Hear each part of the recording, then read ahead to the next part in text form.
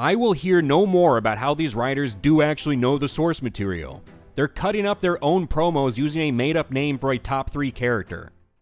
What's up everyone, and welcome back to HateWatchers. Today we're capping off our weekly coverage of Season 3 of House of the Dragon with our breakdown and review of Episode 8, The Treasons at Tumbleton. Unlike this show's approach to this season, we have no time to waste. So let's get right into the breakdown. Which of course means spoilers ahead. We begin with Rhaenyra sleeping on the job, unless her job is hogging the entire bed from the middle. She rushes to Daemon, hyperventilating and sobbing. And Daemon, having just seen the primetime trailer, is doing his best Chris Hansen. Sit down. Rhaenyra's received news that Aegon and Sunfire are alive, as she cries tears of strength and power. And the wise people of Kay Landing have anointed Aegon as king again, because Rhaenyra is so stupid. Rhaenyra is despondent. After all for which I have fought and suffered! Rhaenyra. Have you watched this season, lady? You didn't fight shit, and we are the ones who suffered. Daemon has to be her shoulder to cry on after a season of her not listening to him and only listening to Mysaria and cheating on him with Mysaria, and then she blames her daddy. Fucking Viserys!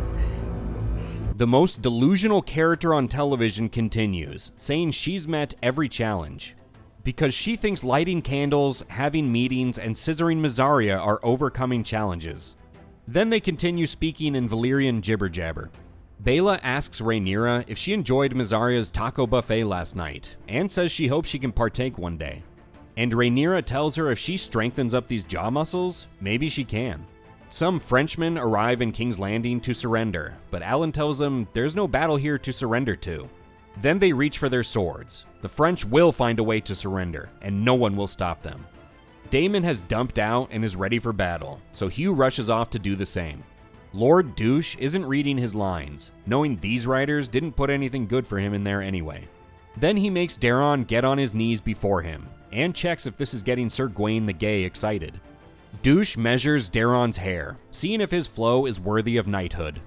Ulf the White Trash is doing tricks in the bar and treating people poorly now that Ale has him back at full power. Rhaenyra's trying to decide if this crown goes with her outfit when she gets distracted by Legos. Must run in the family. She proclaims that she's to be escorted to the Sept, where she'll be anointed as Queen Stupid. Mysaria is also worried about her outfit, but she gets it all together just in time to get deported to Pentos. That's Rhaenyra's style. Contort it and deport it. And Mysaria ponders the irony that Rhaenyra is cutting her off the morning after their scissor fest. Helena is trying to hide how high she is with a flood of eye drops, but when she sees Aemon's girlfriend, she struggles to play it cool. Then she passes Mysaria getting taken away, and the ICE agent patiently allows Mysaria to speak treason to Helena. Aemon is still recovering from getting sun-zoned last night, as Alys just loves playing second taco to his mommy. So she concocts a devious plan, telling him she's actually 100 years old, which makes her grandmother aged, like a double mommy, and that gets her back on top of the harem hall totem pole. Rhaenyra comes to once again confiscate Helena's knitting project, and Helena pivots back to bugs, telling her how pretty dung beetles are. It's beautiful. And that even though Rhaenyra is full of shit, she's no dung beetle. You, yourself, ugly. And Rhaenyra says if you're so obsessed with my dung, you can feast yourself on my chamber pot. And she says eat shit as she leaves. Adam comes to tell Alan that Baela's been grounded until she does her jaw exercises. But Alan says all he cares to do right now is take a shit. I have no ambition but to discharge my duty. Rhaenyra has finally found the outfit for the coronation, and everyone's like, really? This is what she's going with? Daemon and Gwayne look out at the Riverman army as Gwayne is thinking he should not have boosted his grinder profile distance to 30 miles, as way too many dudes showed up. But Lord Douche stations a ton of young boys in front of Gwayne, hoping that'll keep things PG. Ulf is nowhere to be found, so Lord Douche tells Roxton to search every warehouse, farmhouse, henhouse, outhouse, and doghouse in Tumbleton. And Daemon and Gwayne busy themselves with getting the boys to play pranks on Lord Douche. Daemon thinks he's solved Gwayne's problem, saying he'll take to the skies and just burn all his grinder dates. No. Daemon arrives to raucous applause, even though Caraxes is crop dusting everyone below. Gwayne comes to find Corlys, imploring him to pretend to be his boyfriend. Corlys isn't interested, but Gwayne is undeterred. Mysaria flees ice custody, while Rhaenyra thinks, well, at least they're calling me queen. Speaking to him for the first time in his life, Joffrey is trying to figure out who this woman is. Daemon echoes the sentiments of everyone watching this. Tumbleton, my lords! At long last! A messenger tells him an envoy approaches. So? Kill him. But he has Lord Corlys with him. So? Kill him. Daemon is in ID gaff mode right now. Gwayne came to get a closer look at the 20,000 grinder dates he's been talking to, but Roddy the Ruin doesn't think Gwayne looks like his photos. Fuck me. I've seen more meat on a butcher's knife. Gwayne shows off and leans on his new boyfriend Corlys, who he has on a leash. Kinky. As Corlys, stuck between a rock and a hard guy, tries to negotiate a way out of all of this. But Gwayne doesn't let him get too far away. Then Daemon chokes out Gwayne. It looks bad, but this is what Gwayne's profile said he was into. Elsewhere, Aemond rushes outside, thinking Vhagar is back from her hot girl summer, but it's just Aegon, and Aemond gets on his knees so they'll be at eye level. Aegon laughs at whatever transition Aemond is going through, bitch slapping him to snap him out of it. And Aegon's confusion only grows when Aemond introduces him to his 100-year-old fiancé. This Make-A-Wish kid won a chance to be a general for a day, and everyone just has to put up with it. But when they get news that more Make-A-Wish kids have been posted along the walls of the town, Daemon says good as he puts on his burnin' pants. Rhaenyra arrives to her coronation, but the Septon is like, you're 2 hours and 45 minutes late for your appointment. She goes full Karen, telling Alan to kill this honky. Alan doesn't appreciate the insinuation, but free from duty, he does his duty. Rhaenyra faces the unwashed masses, where she spills the beans on her whole prophecy bullshit, steals the Hightower's words, then announces her own gender transition, before capping it off by shouting the N-word. Nika! And Torrhen glances quickly to catch Alan and Orwell's reaction. Rhaenyra is just on a generational run here, folks. Daemon gives his Braveheart speech, but it's interrupted by the Northmen who break out into a heavy metal number that is super cringy right in the middle of the speech. These murderous child soldiers are wetting themselves in anticipation, and one of them murks a Northman. Roddy tells the men to keep their cool and not lose their heads, and they charge in, and this guy didn't listen to the instructions. When Black Alley and the Make-A-Wish kid forget which army they're supposed to attack, Daemon is there to remind them. Roddy makes it up the ladder and kills some guys before he gets pranked. And he takes it in good humor. Daemon can't find Ulf either, as everyone wonders where in the world is Ulf the White Trash. So Daemon decides he'll have to do it all himself on Caraxes. Vicious child soldiers come to face him, so he makes sure they all squeeze in tight and say cheese before he yells self-defense and torches them. And then Caraxes pops his head into Tumbleton to say hello. Then Daemon wisely switches to his non-fire-breathing horse. Smart. And he charges in, where Roddy is surprised to find he's still alive somehow, and he's going after Lord Douche. After checking all the warehouses, farmhouses, and henhouses, Ulf is found drunk in an outhouse. He says he didn't have a complete elimination, so Lord Douche helps out by beating the shit out of him. Daemon goes looking for Lord Douche, but has to settle for Sir Bolcut. Ulf relies on his drunk luck, I guess, stumbling all the way through Tumbleton, beyond the walls, through an army in a pitched battle, and out to his dragon. He takes to the skies and, in his drunken state, ends up burning his own men. Big whoopsie. My bad. Daemon is fighting Sir Bolcut, and he gets his eye pushed in, and then his shit pushed in, and somewhere Gwayne is jelly. And Roddy goes at it with Lord Douche. He loses his arm, but he uses the stub as a blood cannon before shoving his Lightbringer where the sun don't shine. That's a proper fucking by the nod. Man, Gwayne is missing all the action. Ulf is reminded that flying drunk is the only way to fly, as he burns Lord Douche, Roddy the Ruin, and pretty much all of Tumbleton. Daemon is about to get second place in this fight when some debris interferes with his silver medal run. He wants to keep fighting, but some poor people begging for change get in his way, and Corlys teleports right into the city, telling him to take his strong hand and leave the city with him. We interrupt this program to show you Helena doing arts and crafts. Now back to your regularly shitty programming.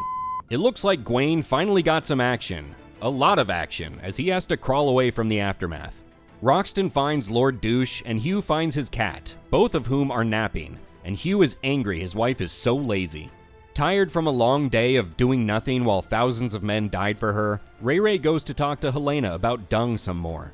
But it turns out Helena used her tapestry to Rapunzel her way out of the castle. Clever girl. But she fell and died in the attempt. What an idiot! Oh, what a loser! Alicent, who somehow manifested guards, watches some toxic butterflies, as the catty writers of this show want to stick it to George. And with Helena dead, Ray now thinks this work of art might be worth something, but it's getting drafty, so she closes the window on this episode and this season. And with that, we've reached that point in the video where we have to decide if this episode is a great watch or a hate watch. And we've got our 6th hate watch in a row, as this show continues hurtling toward record-breaking decline. This episode, in some ways, was better. And if you could watch the Battle of Tumbleton in a vacuum and ignore all the idiocy that led up to it, it might have been fine, and the episode could have contended for a debate watch label. But they're far too down the road of stupidity to turn back now, and nothing in this episode undoes all the stupid choices that got us here. And, let's be honest, the battle wasn't that good either. The whole thing is only held up by a few good moments. Everything else was mediocre or idiotic, and it was nowhere near epic enough to be worth all the shit we had to eat this season to get here. They even managed to make the Northmen cringy in the process. So we had to endure all this fluff, all season, that just led to a mediocre battle, which happened 4 episodes too late, and we didn't even get a conclusion to that battle, with quite a lot of crap still left up in the air. But maybe some good did come from it, as now, Ulf is a fan favorite character, simply because he's trying to kill everyone in the show, which I think few people would oppose at this point. So all hail Ulf the White Trash. Now jumping over to Helena, pun intended, I feel like this choice of hers should have been preceded by some development or change. At least something more than just her being force-fed a delicious, succulent meal. Also, I feel like the consistency between her not drinking the moon tea and refusing to abandon Jaehaera, only to leap to her and her baby's death and leaving Jaehaera behind, is questionable at best. So, just like Helena, I don't think they stuck the landing on this one. And it looks like more SA scenes are back on the menu, but this time for boys, as the writers proved they couldn't make it 3 episodes without one of these scenes. But let's get into our weekly stupidity rundown, shall we? Because you cannot discuss this show without discussing how brain-dead stupid the writing is, and how that makes the characters and their choices beyond stupid. As always, we have to start with the queen of stupidity, Rhaenyra. Right at the beginning of the episode, isn't it funny how rumors of Aegon and Sunfire's survival spur her to do what the death of not 1, but 2 sons couldn't even move the fucking needle on? Her sudden turn toward embracing the Chosen One persona is nothing short of schizophrenic, thanks to her arc being horribly paced and terribly written. And in-world, she alienated another of her dragon riders before having the Pope killed. Then she topped it all off by blurting out some obscure prophecy to a horde of people who have never left King's Landing and who think books and words and writing are magic, before switching to a language none of them have ever heard and screeching that jibber-jabber at them. And I can overlook the eye makeup if, and only if, this was supposed to be an allusion to Dragon's Eyes. But really, Rhaenyra is supposed to be bad at this job. That's the story after all. However, the way these hack writers have tried to portray that has been nothing short of awful. I guess when you have stupid people trying to write a character as stupid, you get absolute brain rot. Moving on, after all that build-up, Ormond's death was pathetic, as they pretty much played it for laughs. Let's spend the better part of a season crafting this villain, showing you the ins and outs of their desires for power, their beliefs of superiority, the lengths they're willing to go to get what they want. Only for him to get stabbed in the asshole by a one-armed geezer and torched by a dragon flyby. I don't think his death matched the hype they built up for the character this season. And all that time and breath they wasted on his aversion to smells culminated in him getting staggered for a second and a half. And it wasn't even a smell thing, it was just a generally gross thing. And in the heat of a duel in the middle of a fiery battle, the smell from that ain't crippling you. So thanks for hyping up Ormond's aversion to smells for it to have no tangible impact on the story, you hacks. At least it was better than the Looney Tunes plot where Odors overthrow Ormond I thought they'd go for. Also, Ormond looked dead, but not dead enough for me.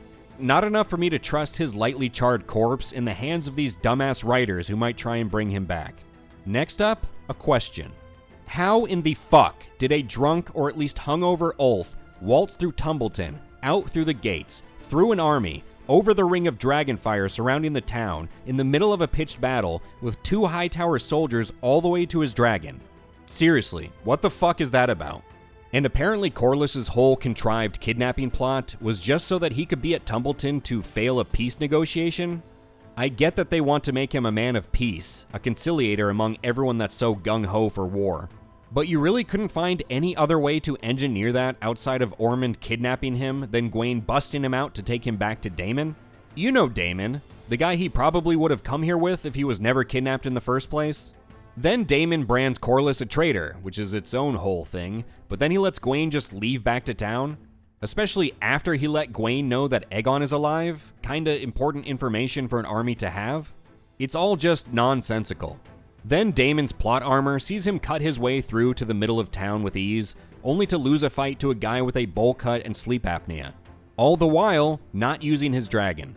Hey, you know what would have prevented Ulf from Ulfing this episode? Daemon being on his dragon.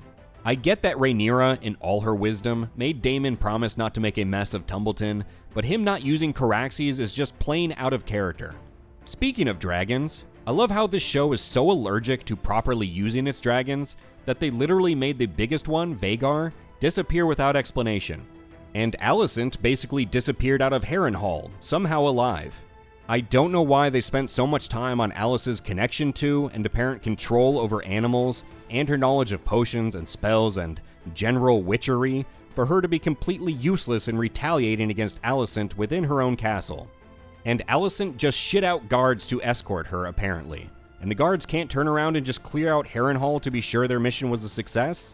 But more importantly, I'm glad Alicent went on this brain-dead little field trip instead of being in King's Landing where she could, I don't know, react to the death of her daughter. Instead of Rhaenyra being there, reacting like, and immediately going through her stuff. Then there were the wasted or flubbed storylines. Rhaena's storyline was a complete drag on this season and damn near pointless in the end. Daemon got this whole big storyline throughout the season, only to full-on disappear at the end without any resolution or even a hint as to where it's going. And I sure am glad they spent this whole season showing us Aegon's supposed growth, just for him to revert back to being a monster the second he has a dragon again. Thanks for all those roller coasters that went nowhere, you dipshit writers. I will note that Tom Glencarney is relishing that he finally gets to do something again in this show, and it's good for the show. One of the only bright spots in a realm of darkness and despair. Now, following each episode on HBO is an Inside the Episode segment, where writers and directors and creators talk about what we just saw. And if you only ever watch one of them, I implore you to make it this one. This was an all-timer. The director of the episode begins by saying, "War has arrived in Westeros." Dumbass, it's been here all season. You people just didn't show any of it. They're so proud of themselves for doing the Battle of Tumbleton, even though it was 4 episodes too late. Then, the best this lady who co-wrote the episode can say about Rhaenyra killing the High Septon is, quote, "It's insane," end quote. Then the director returns and calls it a Darth Vader moment with absolutely zero context before they start ranting about fascism. Then the fucking co-writer lady calls him Daemon, with 2 Ds. Daemon is a man. 2 Ds for a double dose of dumb shit writers, I guess. I will hear no more about how these writers do actually know the source material. They're cutting up their own promos using a made-up name for a top 3 character. Then Condal, the vanilla gorilla, comes on saying the Battle of Tumbleton is Daemon's Super Bowl. He gets to show up on Caraxes and win this war. Then why the fuck wasn't he on Caraxes for longer than 24 seconds, dipshit? Because you and your team sure threw in a bunch of contrived bullshit to keep him off his dragon. It's like if teams made the actual Super Bowl, and when they showed up to play, they made them play in wheelchairs. We want to see people competing at their best, not being hamstrung by stupid ideas. And the segment wraps up with the director saying he hopes people don't like war after this episode, and then Aemon's actor says his whole arc this season was to show that he's a bad person. I'm not sure I've ever seen such a collective effort of everyone not getting it at all.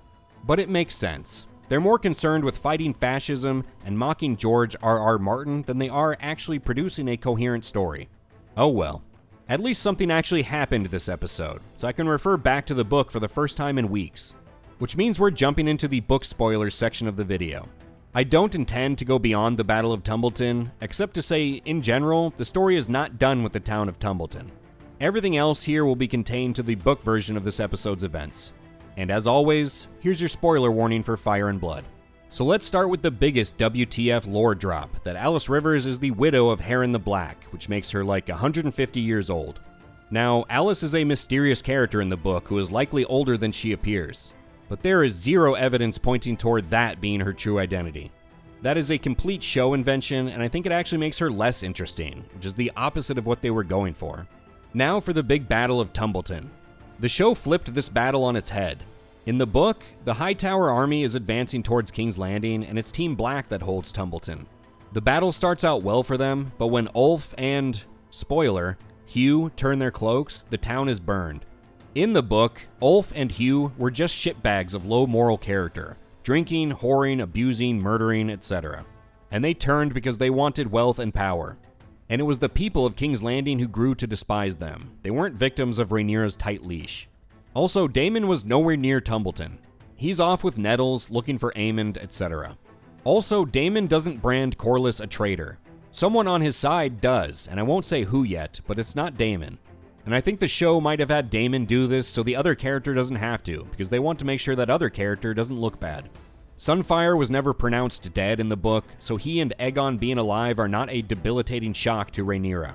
It was almost like show Rhaenyra believed the rumors that Aegon was dead, which she started.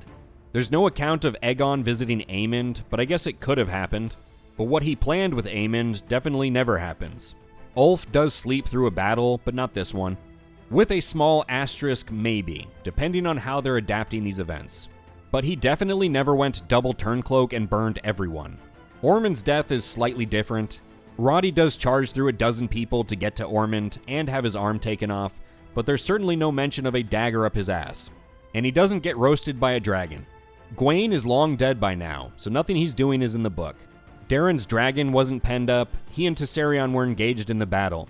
Corlys is nowhere near here either, although he was a character that urged Rhaenyra to make peace with the remaining traitors around this time. Rhaenyra never spilled the beans on the whole prophecy thing to the common folk. Partly because the prophecy doesn't exist in Fire and Blood, and partly because book Rhaenyra isn't that stupid. Mysaria was never shit-canned. Alan, nor anyone in this, killed the High Septon during the Dance of the Dragons. In fact, the High Septon was never even in King's Landing. Nor did Rhaenyra worry about getting anointed by him, as far as I remember. And this episode mentioned Sir Garibald the Grey, so I guess he does exist in the show. But apparently he's not good enough to say his lines at the Butcher's Ball. And Helena does die in the same manner, but it's a bit further down the road from here. Most likely, in the book, this is after Helena learns of her son Maelor's death.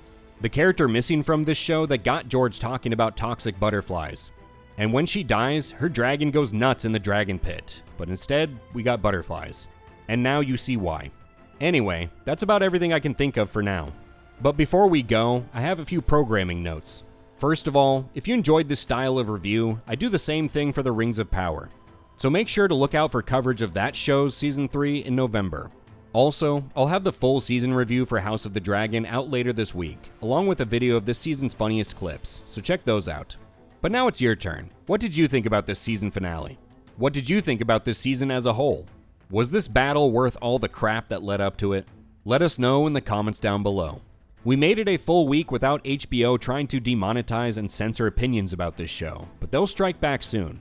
So, again, like this video and subscribe to HateWatchers to tell them where to shove it. Thank you for discharging your duty with me today, and I'll catch you on the next one.